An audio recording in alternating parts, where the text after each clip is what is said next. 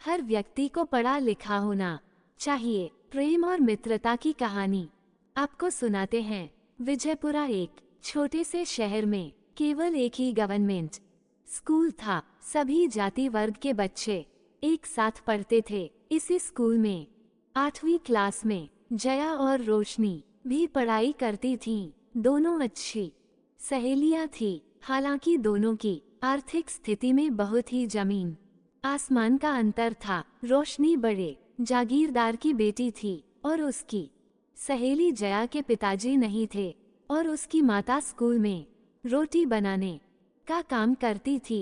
उन दोनों सहेलियों के बीच में आर्थिक स्थिति का कोई भेदभाव नहीं था। रोशनी के घर वाले जया को अपनी बेटी की तरह रखते थे। जया के घर में भी रोशनी को बहुत मान सम्मान मिलता था। जया का परिवार रोशनी के परिवार से आर्थिक स्थिति में कमजोर था, लेकिन प्रेम और अपनेपन में कहीं पर भी कमी नहीं थी। प्रेम से परिवार बनता है। रोशनी के मां नहीं थी। जया के माता से उसे अपनी मां का प्यार जैसा ही प्यार मिला था। जया और रोशनी को अपने हाथों से जल्द दोनों को खाना खिलाती थी। रोशनी अगर जया के घर लेट हो जाती थी तो कोई फिक्र की बात नहीं थी। रोशनी के पिता भी वो समझते थे।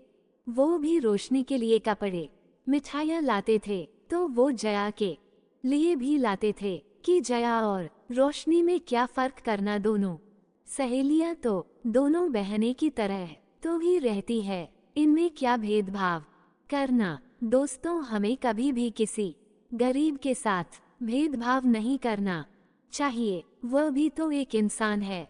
समय सबका आता है। कल अपन में था, आज उनमें है।